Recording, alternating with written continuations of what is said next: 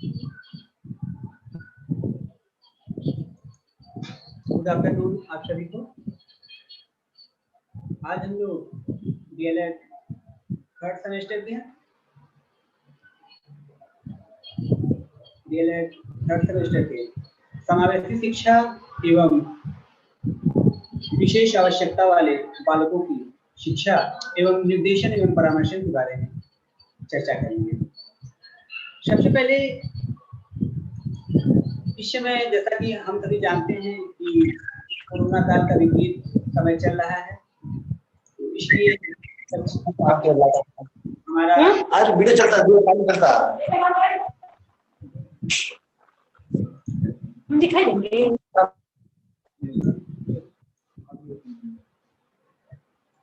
कक्षाएं face to face नहीं हो पा रही हैं, इसलिए कक्षाओं का संचालन ऑनलाइन के माध्यम से कराया जाना संपन्न किया जा रहा है। तो आज हम लोग डीएलएड थर्ड सेमेस्टर के समावेशी शिक्षा एवं विशेष आवश्यकता वाले बालकों की शिक्षा एवं निर्देशन में परामर्श के टॉपिक पर चर्चा करेंगे। और आज से हम लोग डीएलएड थर्ड सेमेस्टर की चैप्टर की शुरुआत भी यहीं से करेंगे। सबसे पहले विषय को शुरू करने से पहले हम लोग जानेंगे कि समावेशी शिक्षा क्या है, इसका क्या अर्थ है, इसके क्या उद्देश्य हैं और इसकी परिभाषा और इसकी क्या विशेषताएं हैं। इसी कड़ी में हम आगे बढ़ते हुए इस पर चर्चा करते हुए आगे बढ़ेंगे और टॉपिक को क्रम से चर्चा करेंगे और आगे बढ़ेंगे। ठीक है।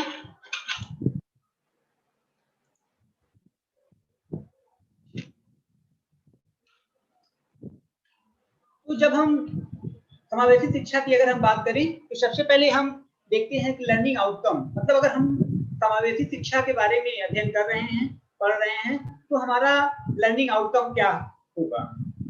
लर्निंग आउटकम का मतलब होता है किसी भी टॉपिक को पढ़ने से पहले हमारा, अगर हम उस टॉपिक को अध्ययन किए कर रहे हैं तो उसका अध्ययन का क्या उद्देश्य होगा, हमारे अंदर कौन कौन सी कैपेसिटी, कौन कौन सी क्षमता का विकास होगा, उस पर हम चर्चा कर लेते हैं। लर्निंग आउटकम के बारे में सबसे पहले चर्चा कर लेते हैं कि अगर हम समावेशी शिक्षा के बारे में अध्ययन करते हैं तो सबसे पहले हम सभी या हमारे जो भी ट्रेनिंग हैं, प्रशिक्षु हैं, वे समावेशी शिक्षा की अवधारणा, कंसेप्ट को समझ सकेंगे कि समावेशी शिक्षा क्या होता है, समावेशी शिक्षा का अर्थ क्या होता है, कंसेप्ट क्या होता है, अवधारणा क्या होता है। इसके बारे में आप समावेशी शिक्षा की क्लास को लेने के बाद इसकी अवधारणा के बारे में आप समझ सकेंगे। अगले टॉपिक के बारे में आप जान जाएंगे कि समावेशी शिक्षा को आप परिभाषित कर सकेंगे। इस समावेशी शिक्षा को डिफाइन अगर करना हुआ तो हम उसे कैसे डिफाइन करें, कैसे परिभाषित करें, उसको भी हम परिभाषित कर सकेंगे।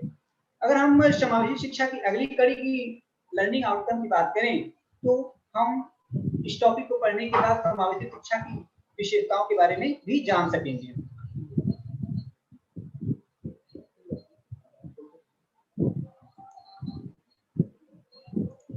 और अगर हम इसी कड़ी में बात करें तो चैप्टर को अध्ययन करने के बाद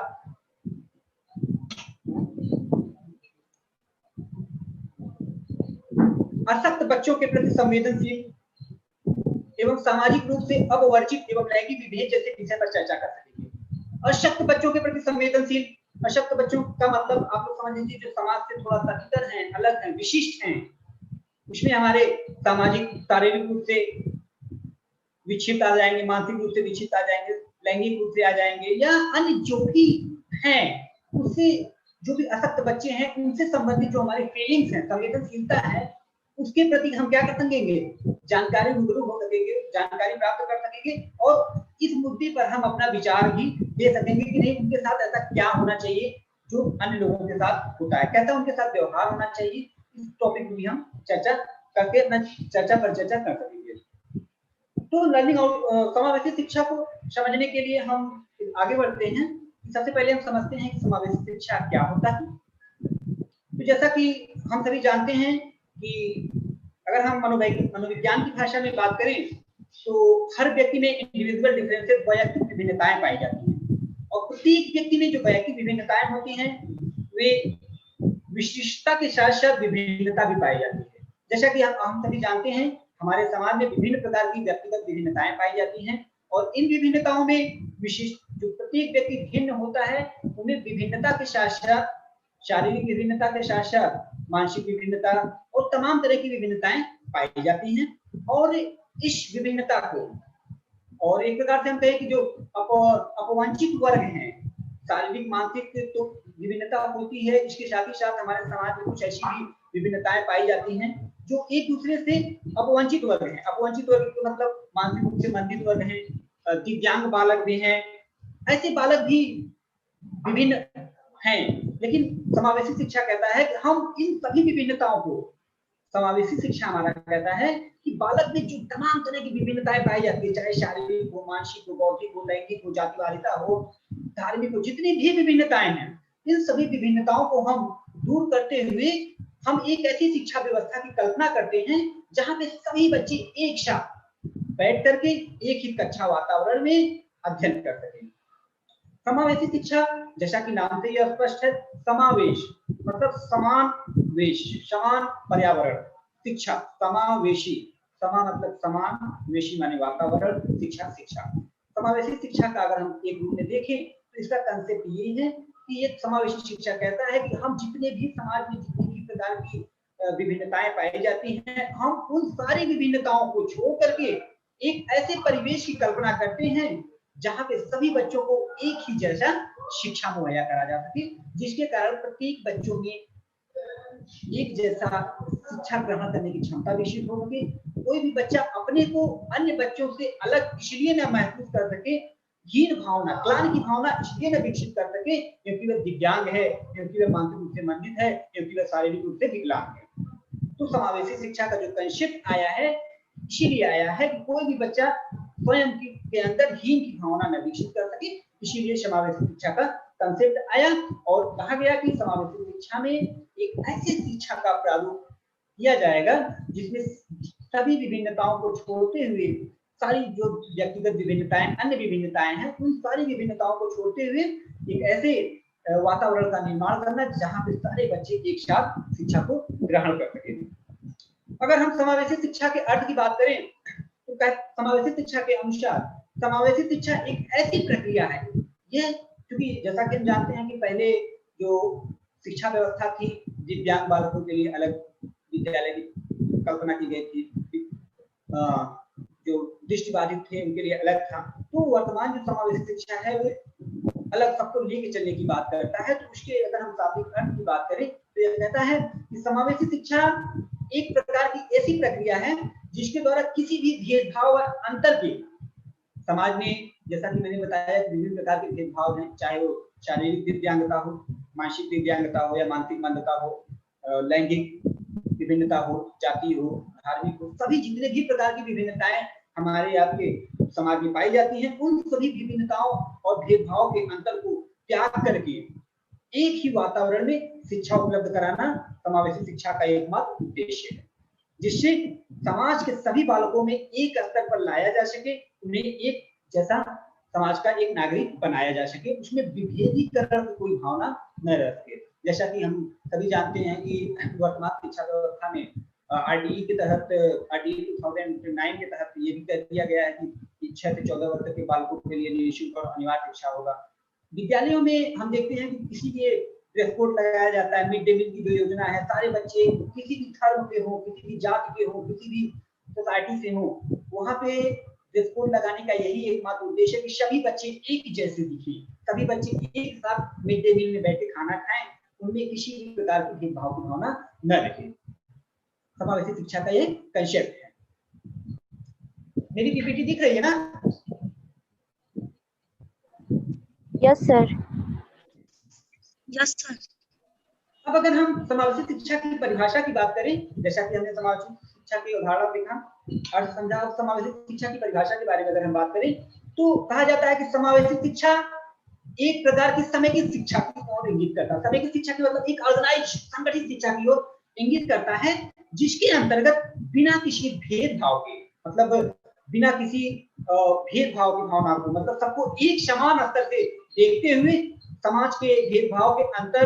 के समाज के प्रत्येक वर्ग को शिक्षा प्रदान करके एक स्तर पर लाया जा सके। कहने का मतलब समावेशी शिक्षा को अगर हमें परिभाषित करने की बात की जाए तो अगर हम एक लाइन में अपने शब्दों में कहें तो समावेशी शिक्षा एक ऐसी शिक्षा व्यवस्था है जिसके अंतर्गत समाज में के विभिन्न जो भेदभाव हैं उन सारे भेदभावों को छोड़कर एक ऐसी वातावरण में शिक्षा उपलब्ध कराना जहां पे सभी एक जैसे हों, बिना किसी भेदभाव के, जातिवाद के, शारीरिक, मानसिक, लैंगिक, जाति, धार्मिक जितनी भी भेदभावना समाज में व्याप्त हैं, उन सारी भेदभाव की भावना को छोड़ करके एक ऐसी शिक्षा व्यवस्था की कल्पना करना जहां पे सभी बच्चे एक जैसे। ठीक है। और अगर हम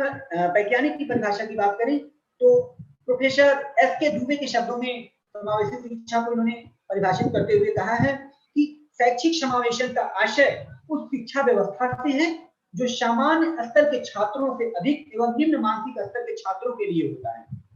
इसका स्वरूप छात्रों की योग्यता, क्षमता एवं स्थितियों के अनुरूप होता है। जैसा कि एस.के. दुबे जी ने भी बताया है कि जो समावेशी शिक्षा है इसका स्वरूप छात्रों की योग्यता, उनकी क्या कैपेसिटी है, क्षमता है और स्थिति क्या है उसके अनुसार दिया जाता है। और एक और चीज आप लोगों को बता दें कि समावेशी शिक्षा में हर व्यक्ति पे विशेष रूप से ध्यान दिया जाता है। ऐसा नहीं है कि कोई बच्चा कमजोर है तो उसको छोड़ दिया जाए, कोई बच्चा पढ़ने में अच्छा है तो उसको हम ले लेते हैं, उसको बहुत ज्यादा नोटिस करते हैं, ऐसी कोई बात नहीं है। समावेशी शिक्षा में शिक्षा का जो मानक बनाया गया है, एक स्टैंडर्ड जो इसका मानक है उसमें बताया गया है कि सारे बच्चों पे हमारा समान फोकस रहेगा, तभी हम समावेशी शिक्षा की कल्पना की गई है तो हमारा सार्थक होगा। आगे अगर हम बात करें समावेशी शिक्षा की विशेषता के बारे में तो जैसा कि हम देखते हैं कि समावेशी शिक्षा प्रतिभाशाली, कमजोर, औसत वर्ग के बालकों के लिए होता है। जैसा कि मैंने बताया कि समावेशी शिक्षा एक ऐसी शिक्षा व्यवस्था है जो समाज के विभिन्न भेदभाव, जात, जो भी विभिन्नताएं हैं उन विभिन्नताओं को छोड़ करके समावेशी शिक्षा समाज के सामान्य से उच्च और सामान्य से कम बुद्धि के, औसत आयु के, जो भी बुद्धि लब्धि के बच्चे होते हैं, सारे बच्चों को लेकर के चलता है। हमारी कौन सी शिक्षा व्यवस्था? समावेशी शिक्षा व्यवस्था एक ऐसी शिक्षा व्यवस्था है जो हमारे प्रतिभाशाली, सामान्य और सामान्य से कम या कमजोर तीनों प्रकार के बच्चों को लेकर शिक्षा व्यवस्था की बात करता है और तीनों बच्चों को लेकर ही चलता है। समावेशी शिक्षा में बालकों के मानसिक स्तर का खास तौर पे ध्यान रखा जाता है। जैसा कि मैंने बताया कि समावेशी शिक्षा में प्रत्येक बालक के मानसिक स्तर का जानकारी रखा जाता है शिक्षक के द्वारा। हमारा बच्चा किस स्तर, मानसिक स्तर का है, उसके अनुसार हम उसके साथ शिक्षण विधि का उपयोग करते हैं। उसे देखिए, समावेशी शिक्षा में एक चीज और बता दें कि हर बच्चे को पढ़ाने का तरीका भी अलग अलग हो जाता है, क्योंकि हर व्यक्ति में इंडिविजुअल डिफरेंसेस होते हैं। कोई बच्चा किसी भी चीज को बहुत जल्दी समझ जाता है, कोई बच्चा किसी चीज को थोड़ा लेट से समझता है। तो जो बच्चा जल्दी समझता है हम उसको पढ़ाने का तरीका अलग रखते हैं, जो बच्चा थोड़ा देर समझता है तो उसे विभिन्न प्रकार के उदाहरणों से, विभिन्न प्रकार के तकनीकी से, विभिन्न प्रकार के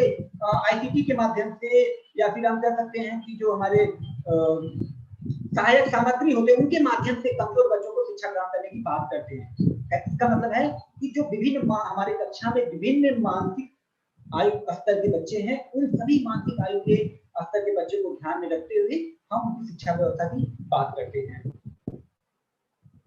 और अगर विशेषता की बात करें तो इसमें जिन शिक्षण विधियों का प्रयोग किया जाता है वह अन्य शिक्षण विधियों से भिन्न है। जैसा कि मैंने बताया कि अगर हम कक्षा में कुछ बातें बच्चों को बता रहे हैं तो कुछ बच्चों को, जो हमारे प्रतिभाशाली बच्चे हैं, जल्दी सीख जा रहे हैं, और जो कमजोर बच्चे वो नहीं सीख पा रहे हैं, तो जो कमजोर बच्चे हैं उनके लिए हम अन्य शिक्षण विधियों का उपयोग करेंगे, सहायक सामग्री का उपयोग करेंगे, अन्य किसी माध्यम से उन्हें शिक्षा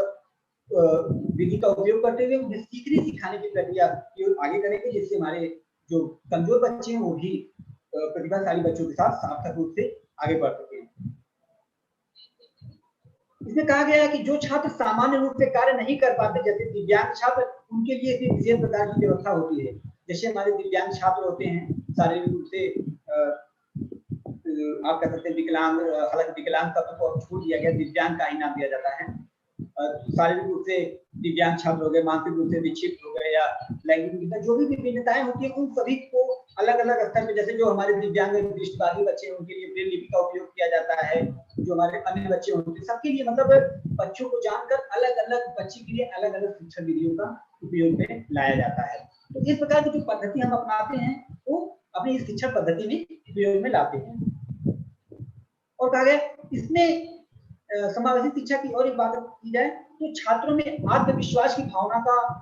उदय हो जाता है। खुद की दिव्यांगता पर दया जैसे भाव नहीं रहते, वे स्वयं को आत्म बालक जैसा ही समझते हैं। समावेशी शिक्षा की एक और विशेषता होती है, जैसा कि अगर आप ही हैं, हम ही आप हैं, अगर हम आप डायट में पढ़ रहे हैं और हमारे जस्ट बगल में कोई एक ऐसा डायट खोल दिया जाए जो दृष्टिबाधित बच्चों के लिए है, या जिसमें विकलांग बालक हो, मानसिक रूप से मंदित बालक हो, या शारीरिक रूप से विक्षिप्त बालक हो, तो ऐसे अगर बालक हैं तो हमारे आम लोगों का कंसेप्ट है कि देखने का नजरिया बदल जाता है। हम लोग दूसरे नजरिए से देखते हैं, देखिए वो विकलांग बालक जा रहा है, वो मानसिक रूप से मंदित है। लेकिन और सामने वाले को भी नजरिए में ये होता है कि मैं सामने वाले के नजरिए में न पढ़ूं, क्योंकि मैं डायट में पढ़ता है, अगर वो देखेगा तो मेरे ऊपर कमेंट करेगा, तंज कसेगा। क्यों? क्योंकि मैं अलग से विद्यालय में पढ़ता हूँ, मेरे लिए स्पेशल व्यवस्था की जा रही है, केवल इसलिए क्योंकि मैं शारीरिक रूप से विकलांग हूँ, मानसिक रूप से विकलांग हूँ, इसीलिए लोग मुझे इग्नोर करते हैं। आज भी समाज में हमारे देखने को मिलता है, कुछ लोग विकलांग बालक होते हैं तो उनको देखने का नजरिया बदल जाता है, लोग ऐसे लोगों से दोस्ती फ्रेंडशिप करना कम कर देते हैं। तो समावेशी शिक्षा की जो अवधारणा लाई गई केवल इसी क्षेत्र के लिए, किसी भी को हम हीन भावना से नहीं देखेंगे, क्योंकि सभी बच्चे हमारे लिए प्रखर हैं, प्रतिभाशाली हैं और हमारे समाज के एक अंग होते हैं। तो जब वे बच्चे भी हमारे ही साथ अध्ययन अध्यापन करेंगे तो ऐसे बच्चों में हीन भावना का विकास नहीं होगा। उन्हें लगेगा कि नहीं, मैं भी अन्य सामान्य बच्चों के जैसा ही हूँ, इसीलिए मैं इनके जैसा उन्हीं के विद्यालयों में मैं अध्ययन कर रहा हूँ, जिससे उनमें आत्मविश्वास की भावनाओं का उदय होगा और उन्हें कभी अपने अंदर एक खेत की भावना नहीं होगी कि मैं दिव्यांग हूँ, मैं शारीरिक रूप से मंदित हूँ, मैं मानसिक रूप से विक्षिप्त हूँ। आगे अगर हम बात करें समावेशी शिक्षा के क्षेत्र की, इस समावेशी शिक्षा किन किन क्षेत्रों में एकीकरण की बात करता है, शिक्षा की बात करता है, उसमें है भाषाई समावेशन, भाषा के आधार पर जो विभेदीकरण किया जाता है उनको एकता लाने की बात करता है समावेशी शिक्षा। सामाजिक एवं आर्थिक समावेशन, जैसा कि समाज में हम लोग देखते हैं सामाजिक और आर्थिक आधार पर भी विभेद किया जाता है, तो इसके आधार पर भी हम एकीकरण या एक ऐसे परिवेश का निर्माण करने की बात करते हैं जिससे सभी को शिक्षा दिया जा सके। धार्मिक समावेशन, अब विभिन्न प्रकार के जो धर्म हमारे समाज में उपलब्ध हैं, लोग किसी धर्म को नहीं मानते हैं तो उसको निंदा करते हैं, तो ऐसे धर्म की हमें निंदा न करके एक ऐसे वातावरण की निर्माण करने की बात की जाती है जिससे किसी भी धर्म की अवहेलना न हो सके। जाति समावेशन की भी बात अगर हम करते हैं तो जाति समावेशन विभिन्न प्रकार की जैसे जाति हैं, कोई सब अलग अलग जाति के जो लोग इंगित करते हैं, तो हम उसकी इंडिकेशन को छोड़ करके, जाति भावना को छोड़ करके एक रूपता की भावना की बात किया करते हैं। जैसे लैंगिक समावेशन की बात करते हैं कि कोई लड़का है तो किस विद्यालय में पढ़ेगा, लड़की है तो किस विद्यालय में पढ़ेगा, लड़का लड़की को अलग है, शिक्षा नहीं होनी चाहिए वगैरह, जो भी हमारी इस प्रकार की भावनाएं हैं, इन सभी भावनाओं को हम छोड़ करके एक साथ शिक्षा व्यवस्था की बात करते हैं। अशक्त बच्चों का समावेशन, अशक्त बच्चों का समावेशन की बात मैंने जैसे बताया कि अशक्त बच्चे चाहे वो शारीरिक रूप से विकलांग बच्चे हों, मानसिक रूप से विक्षिप्त हों या लैंगिक रूप में जो भी है, जिससे ऐसे बच्चों में शारीरिक रूप से किसी भी प्रकार की कमी आ जाती है, ऐसे बच्चे भी अशक्त बच्चे कहे जाते हैं। अब हम थोड़ा सा चर्चा करते हैं, इसके बारे में हम डिटेल में आगे चर्चा करेंगे, लेकिन थोड़ा सा हम इन बिंदुओं पर चर्चा कर ले रहे हैं। जैसे अगर हम भाषाई समावेशन की बात करते हैं, भाषाई समावेशन क्या होता है, तो इसके आधार पर हम बात करते हैं, जैसे भाषा हमारी अभिव्यक्ति का एक माध्यम होता है, हम सूचनाओं को भाषा के माध्यम से एक दूसरे के यहाँ पहुंचाते हैं, लेकिन हमारे देश में विभिन्न प्रकार की भाषा बोलने वाले लोग होते हैं, तो भाषा के आधार पर भी लोग एक दूसरे को क्या कहते हैं, विभेद करते हैं, नहीं ये हिंदी नहीं बोलता है, इंग्लिश बोलता है। आज के समाज में एक कंसेप्ट ये भी है कि जो व्यक्ति इंग्लिश बोल रहा है तो उसको ज्यादा मान्यता दिया जाता है, हिंदी बोल रहा है तो अरे ये तो हिंदी बोल रहा है, इसे इंग्लिश बोलना नहीं आता। तो ऐसी जो हमारी कंसेप्ट की हमारा जो एक अवधारणा है, इन अवधारणाओं को हम छोड़ करके एक ऐसे वातावरण का निर्माण करने की बात करते हैं जहाँ पे शायद हिंदी, इंग्लिश, उर्दू जो भी लैंग्वेज है, हम सभी एक साथ मिलकर एक ऐसे विद्यालय का परिवेश का निर्माण करेंगे जहाँ पे सारी भाषाओं को मिलकर के एक शिक्षा ग्रहण करने की बात करते हैं। शिक्षक को भाषा समावेशन के लिए आवश्यक है वह विद्यार्थी की बीच भाषा को समझे, मतलब शिक्षक को विद्यार्थी के साथ साथ शिक्षक की भी कर्तव्य होता है कि वो भाषा जो विद्यार्थी की लोकल लैंग्वेज है उस भाषा को समझे, क्योंकि उसकी जो लोकल लैंग्वेज ही होती है वही उसकी मातृभाषा होती है जिससे वो बातचीत करता है। इसी के आगे है सामाजिक एवं आर्थिक समावेशन। जैसा कि हम जानते हैं कि समाज में विभिन्न प्रकार की सामाजिक विसंगतियां पाई जाती हैं, आर्थिक भी होता है। कभी कभी हम देखते हैं कि ज्यादातर हमारे प्राइमरी विद्यालय में हमारे आर्थिक रूप से कमजोर बच्चे जो होते हैं या सामाजिक रूप से कमजोर होते हैं, वही बच्चों का रजिस्ट्रेशन कराया जा रहा है, वही बच्चे पढ़ रहे हैं। बाकी जो हमारे आर्थिक रूप से मजबूत बच्चे हैं तो उनको अच्छे, और कंसेप्ट ये है कि और अच्छे से अच्छे विद्यालयों में शिक्षा दी जा सके। तो हमारे जो प्राइमरी विद्यालय में बच्चे पढ़ रहे हैं, आप लोग भी जाएंगे विद्यालय में, भविष्य में आप लोग भी अध्यापक अध्यापिकाएं बनेंगे। भविष्य में जब आप लोग भी अध्ययन अध्यापन का कार्य करेंगे तो आपको लोगों को भी लगेगा कि यहाँ की जो विसंगतियां हैं, उन विसंगतियों को, चाहे वो आर्थिक रूप से, सामाजिक रूप से, जो अलग अलग परिवेश से आते हैं, उन सारे परिवेश को हम छोड़ करके एक ऐसे परिवेश का निर्माण हम करेंगे जहाँ पे सारे बच्चे आपको एक जैसे दिखें। जिससे इसीलिए विद्यालयों में मिड डे मील की योजना लाई गई, ताकि बच्चों में सामाजिक और आर्थिक रूप से कोई भी भेद ना हो, एक ही थाली में बैठ के खाएं। एक ही ड्रेस कोड लागू कर दिया गया, कोई बच्चा ऐसा ना हो कि किसी का अच्छे कपड़े पहन के है, कोई बच्चा कमजोर है, गरीब घर से है, तो उसके पास ड्रेस कोड नहीं है पहनने के लिए। तो इन सब जो भी विसंगतियां हैं आर्थिक रूप से, उन विसंगतियों को दूर करने के लिए इन सब चीजों को लाया गया है। और जाति और धार्मिक समावेशन की अगर हम बात करें तो जो जाति आधार पर हमारा विभेद किया जाता है समाज में, बिना किसी भेदभाव के हम शिक्षक के द्वारा शिक्षा दिया जाता है। सभी धर्मों के बच्चों को प्रश्न पूछने में उत्तर देने का समान अवसर उपलब्ध होना चाहिए। ये नहीं, कक्षा में ये नहीं होना चाहिए अगर कोई व्यक्ति ईसाई धर्म का है तो उसे बोलने का अधिकार नहीं है, कोई मुस्लिम धर्म का है तो उसे कुछ कहने का अधिकार है। सबको कक्षा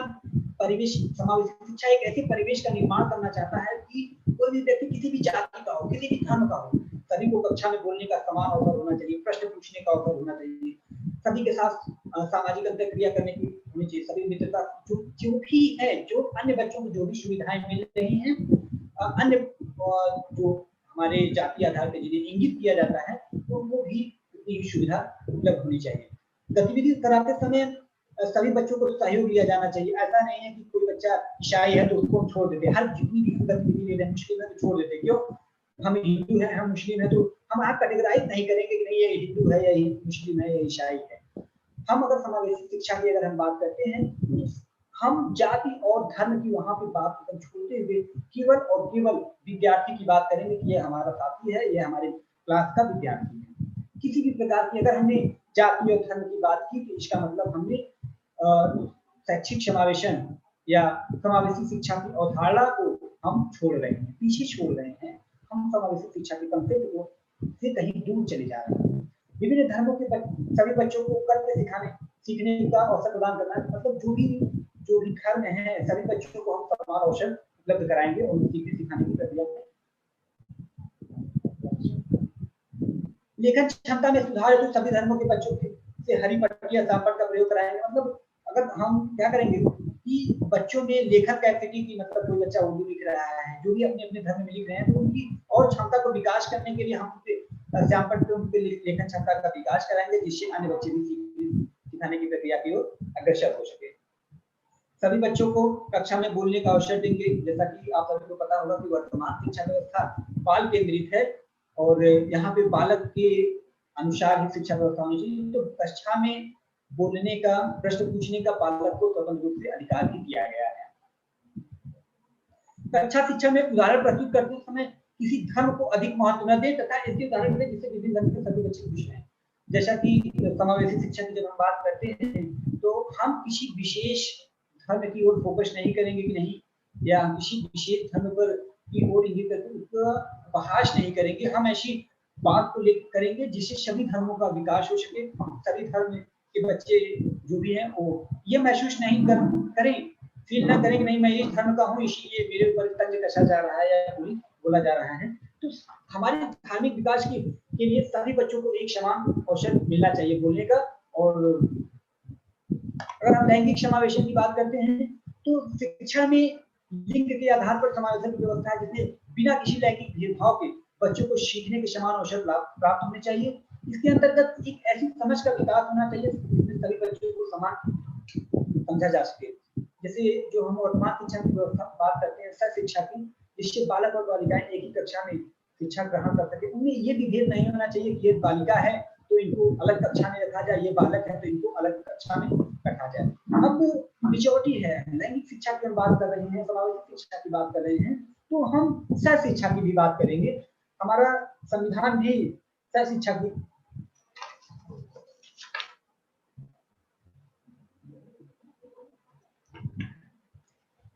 सह शिक्षा की बात करता है। जैसे इसमें किसी भी प्रकार के जात, धर्म, लिंग भेद के आधार पर विभेद नहीं करता है। स्कूली शिक्षा के दौरान बालक बालिकाओं को विभिन्न स्तरों पर होने वाले विभेदीकरण व्यवहार